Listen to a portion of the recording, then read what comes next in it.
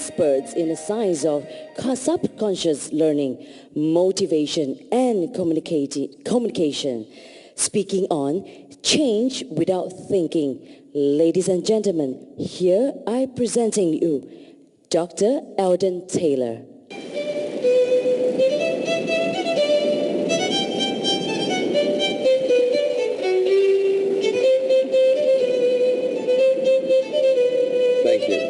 Thank you very much. I'm very honored to be here today. I have to begin this morning by telling you a little bit about myself and what we're going to do. We have a very large agenda. In order to do that, understand what subliminal communication is, understand how the subconscious mind works, and boy, that one all by itself is an enormous task.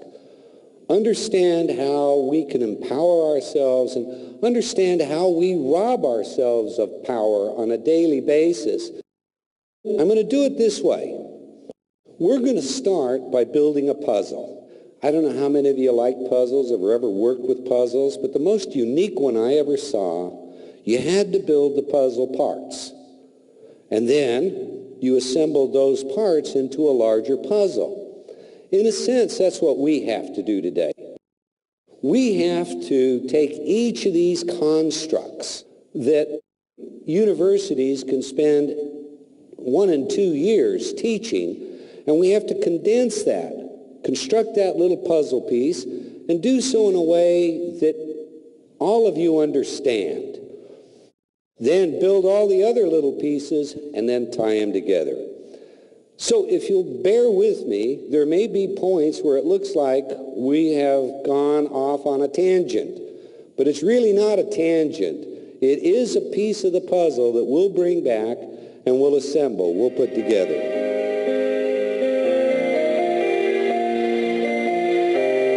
30 years ago, I was still compensating for a lot of things that I'd experienced as a child. And I hope by the time today's over, you're going to be able to look at yourself and see perhaps limitations you've self-imposed that for all intent and purposes were compensation mechanisms that you developed as a young person. And those mechanisms may have served you as that young person. That is, they may have been adaptive. They avoided conflict. They avoided stress. They brought attention.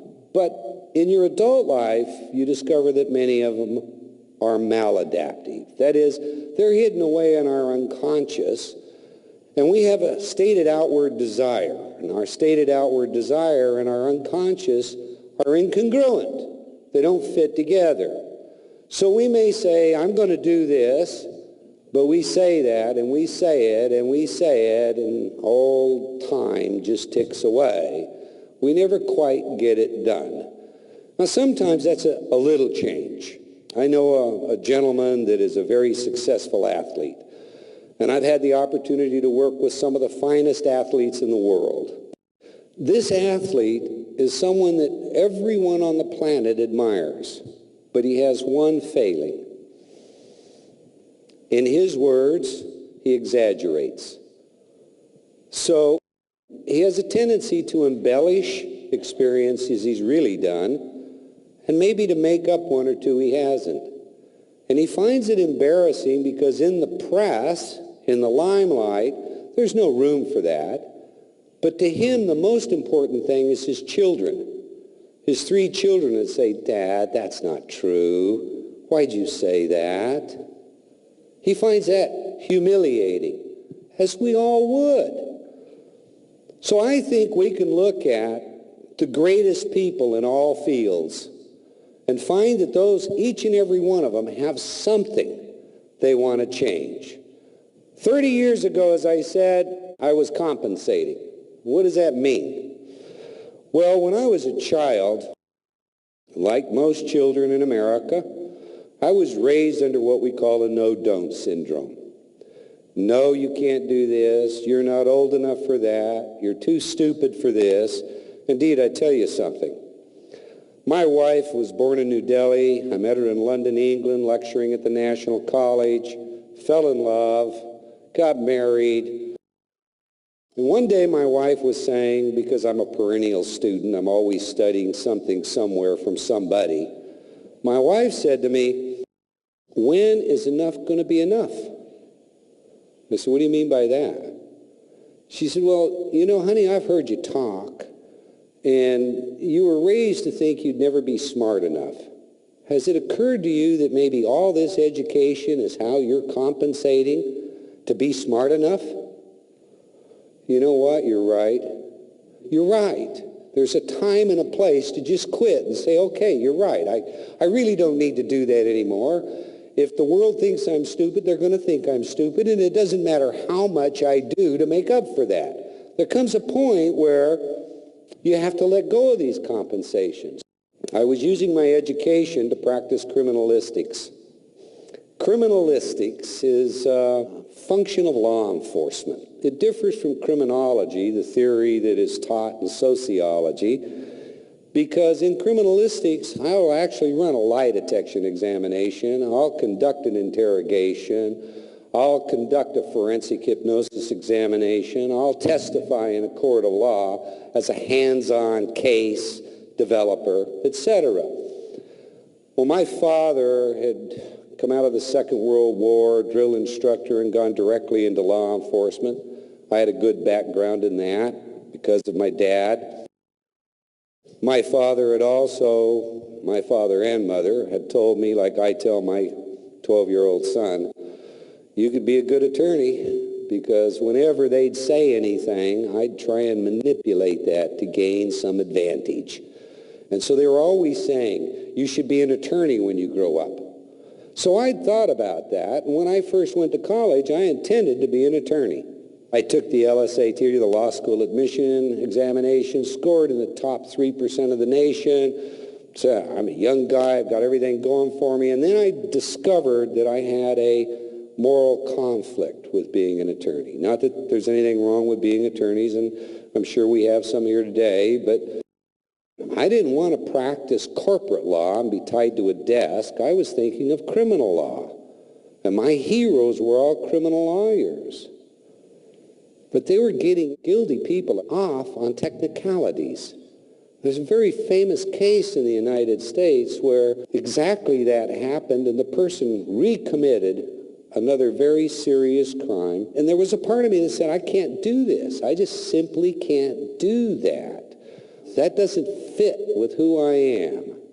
But you see, I'd always been kind of a superstitious kid because I came from this background that all these mixed blood. My father had Native American in him, and I got Native American shamanism, and he converted to one church and my mother to another church, but her family, they had Masonic backgrounds and mysticism and Kabbalah. It was just amazed by how the mind worked and what life was and all these mystical traditions. So if I couldn't study law, well, I'll study the mind. I'll study what makes the mind work, because I always had a passion for that.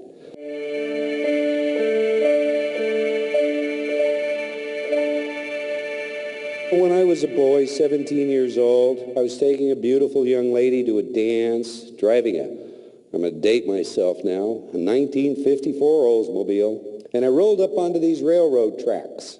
And as I did, the car stalled. And like it was a cue in a movie, arms started to come down, bells started to ring, lights started to flash. There was a train coming.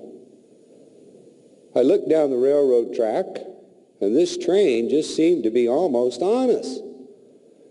And the girl I was with, Connie Despain, said to me, should we get out of the car? And the only thought that was in my mind was, if we try to, we'll get caught and the car will get drug over us. So let me try and start the car. So I said, no, sit still, sit still. And that train hit that car.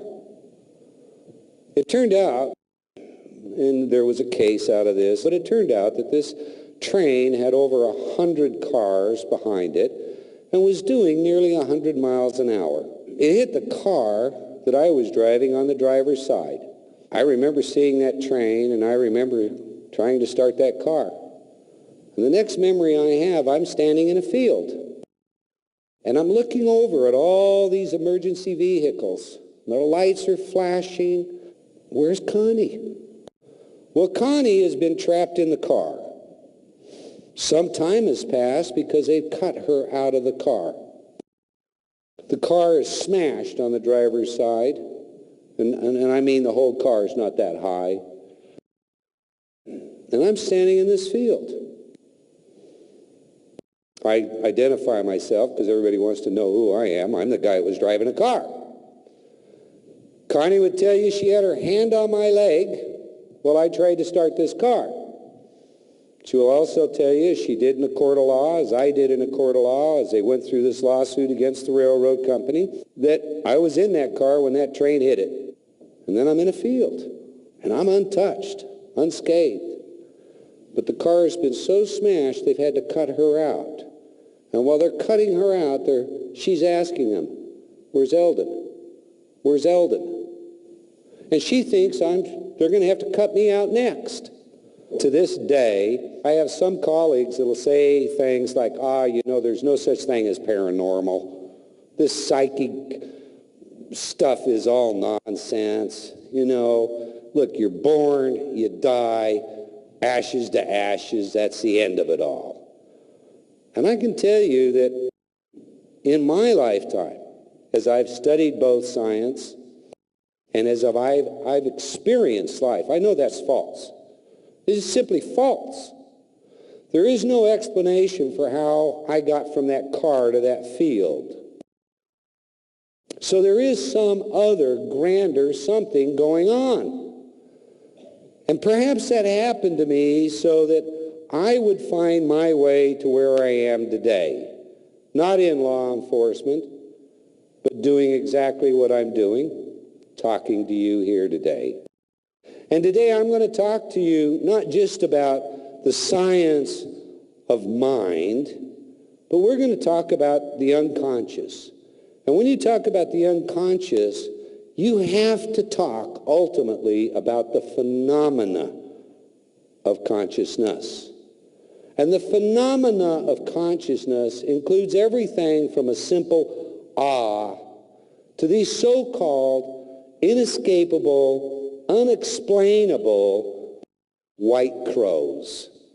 And I use that in the sense William James used it. William James said, great philosopher, psychologist in American history, if science has an axiom, and the axiom is all crows are black, then you only have to find one white crow to know that that axiom is false. Well, we're going to talk about a lot of white crows, not to generate any falsehood, but to open up the way we think about consciousness. All right, so here I am 30 years ago in a nutshell, and I have an agency, and that agency runs investigations for public and private sectors, and we run a lot of lie detection tests. And that's because we have a new instrument.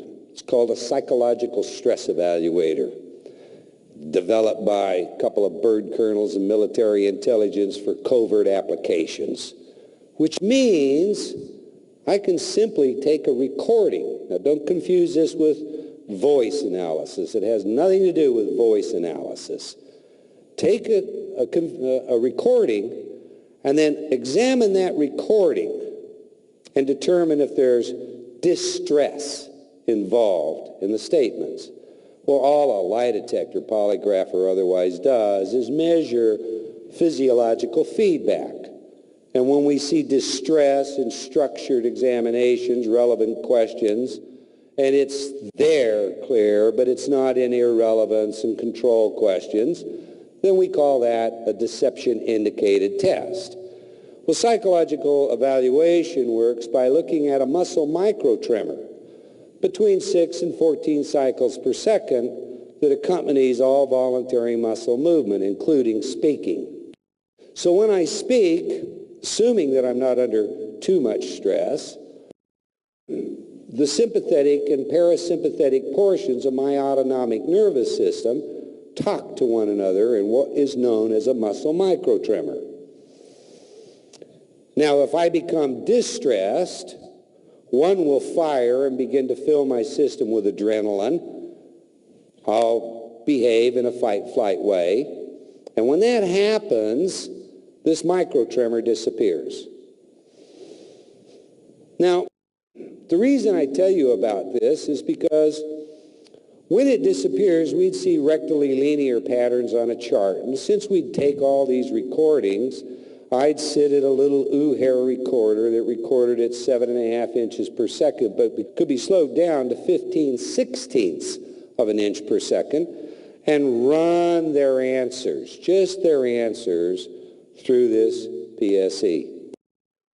Well, one day I was doing that, and as I backed up the answer, make sure I had the right needle height as we marked it, what I heard astounded me. What I heard was this: liar. Played it forward, it was a simple answer: no. Backwards: liar. And you know what? The chart said this person was lying. And you know what else? They later confessed. And we made a physical recovery, so we knew the confession was valid. Now, because of the technology we had and because of my interest in trying to be smart enough, 30 years ago I had a career. It was a prosperous career. I was happy in that career, I thought. And I was also getting a lot of notoriety, appearing in the different media for some of the things that we did.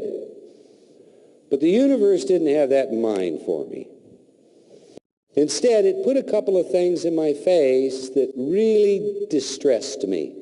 I began to have trouble sleeping. And I began to have experiences, dreams and things that nagged at me. And I felt incomplete. I felt like what I was doing didn't really matter. I felt like what I was doing was kind of that much of what you might do with your life. And while this was going on, I happened to come across, still involved in law enforcement, this article that insisted that the Los Angeles Police Department during the 1982 Olympics had experimented with subliminal communication. They had created a terrorist abduction scenario, and in this scenario they were going to use subliminal information processing to dehydrate terrorists. How are you going to do that? But what I heard was they tried it out on cadets in the academy, and they suspended it after 3 days because they had effectively dehydrated too many cadets. So I set about trying to verify this. Well, I couldn't get it denied, and I couldn't get it verified to this day. But something in me said, wow. You know, if I could get my hands on a technology like that, do you know I would soar to the very top of my profession? And why is that? Well, anyone that runs lie detection tests know that you're going to have a percentage that we call inconclusive. Detectives hate that. Lie detection examiners hate it. Because what it amounts to is you either have somebody that is using countermeasures to manipulate an outcome, or you have someone that is stressed, too stressed for the situation, and their situational stress bleeds into all the questions. So when you're done, you've got stress everywhere. You can't say they're telling you the truth, but you can't say it's deception indicated. Now, if you could do away with inconclusives, wow. You know, wow, that'd be a magic bullet. So I set out to learn about subliminal communication. Now, there were some people that were selling some programs, subliminal programs. And so the first thing I did was get on the phone and call them. How do you make your subliminal programs?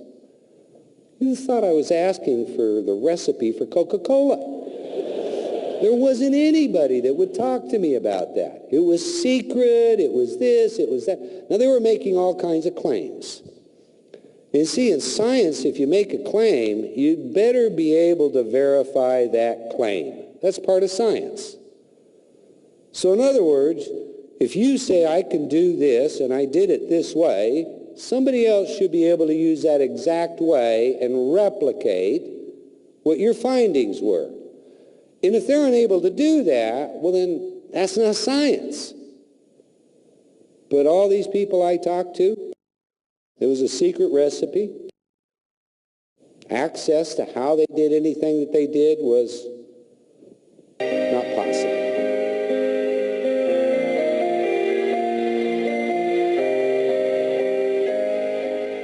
I'm an investigator. So I sent people out to buy everything that was in the marketplace. Because there were people making tapes, and they were saying, you know, this subliminal tape will fix everything. Okay, go out there and buy them. Now, this is early in the 80s.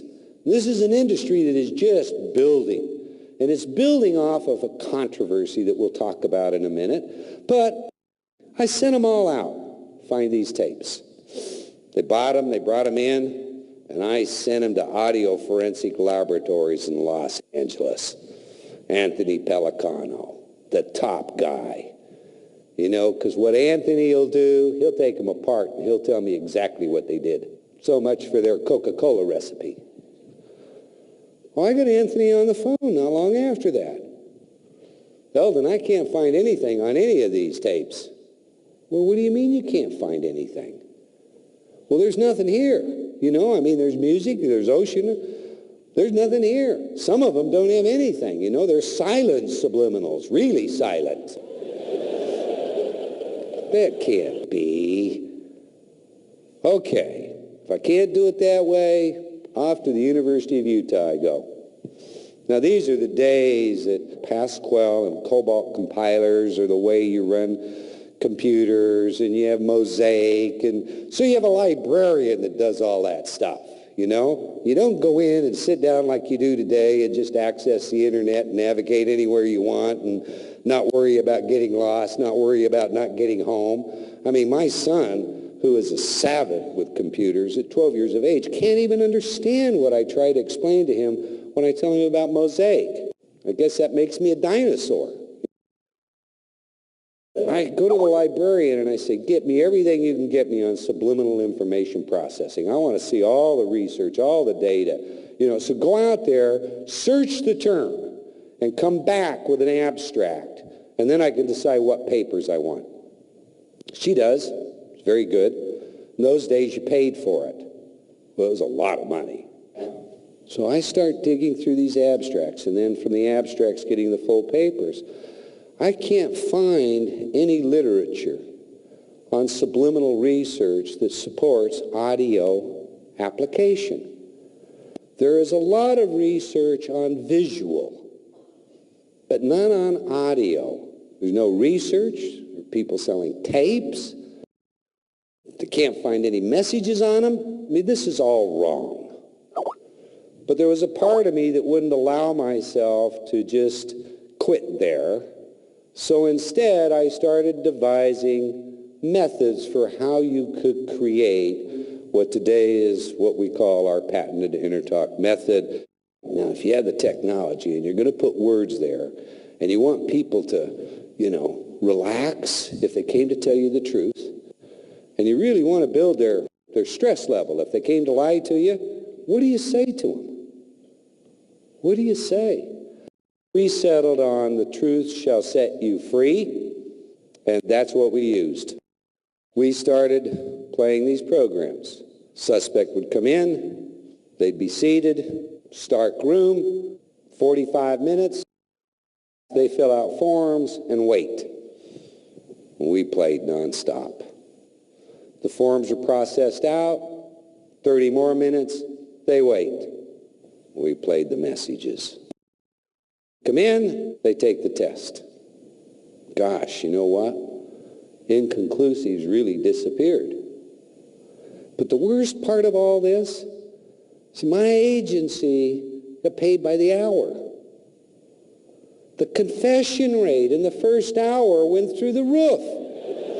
Well, there's a part of me that wanted to say, hey, look, don't tell me yet, will you? I get paid by the hour. I was amazed. I was really astounded. So I started sharing this with some of my colleagues at agencies, and they started to use it. In South Africa, they utilize the programs for interrogation. A friend of mine in South Africa got a hold of me and said, Eldon, you know, interrogation down here is done this way. Beat them once. If they don't tell you, beat them harder the next time. And if they don't tell you, well, beat them again. And so they had a lot of confessions, but the confessions often didn't mean anything. They were just, look, you know, don't beat me anymore. I'll tell you anything I want to tell you. So we sent programs into there, and this is a true story. I get a phone call like 2 a.m. in the morning, 3-4 months down the road.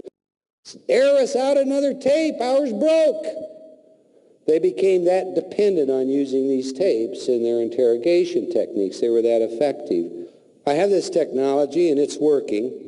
I have nagging at me this need to do something else with my life. And I don't even understand it. I just know that outwardly, I look really successful. My personal life is a wreck. But who cares? I'm too busy for that anyway. I had friends that said to me, Ed, and we say it, and all time just ticks away. We never quite get it done. Now, sometimes that's a little change. I know a gentleman that is a very successful athlete. And I've had the opportunity to work with some of the finest athletes in the world.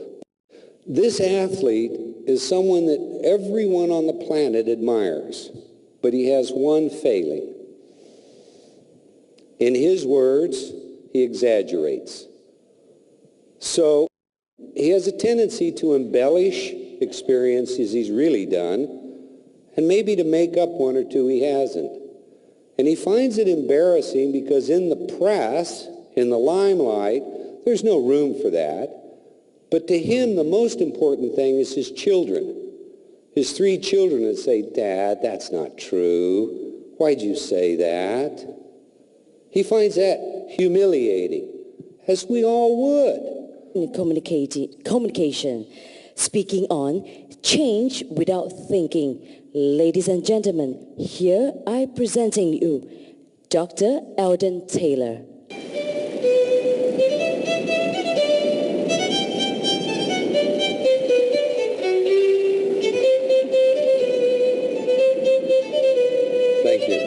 Thank you very much. I'm very honored to be here today. I have to begin this morning by telling you a little bit about myself and what we're going to do. We have a very large agenda. In order to do that, understand what subliminal communication is, understand how the subconscious mind works, and boy, that one all by itself is an enormous task. Understand how we can empower ourselves and understand how we rob ourselves of power on a daily basis. I'm going to do it this way. We're going to start. 30 years ago, I was still compensating for a lot of things that I'd experienced as a child.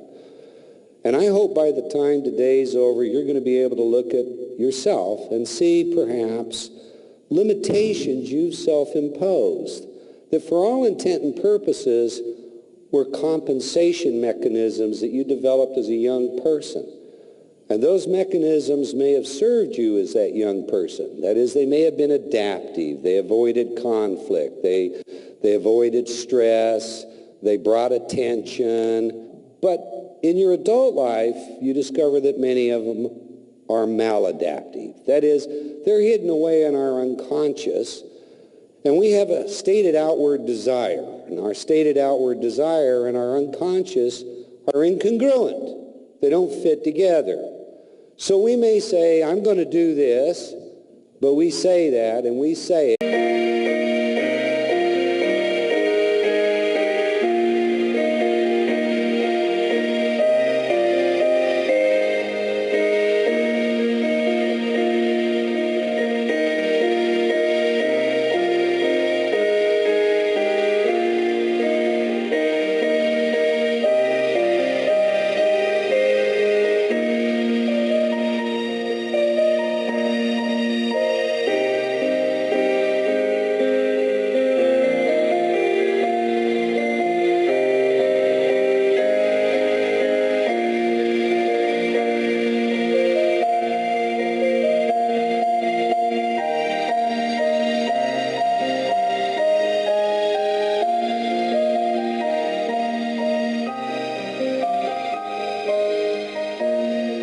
one of the world-leading experts in the science of subconscious learning, motivation, and Start by building a puzzle.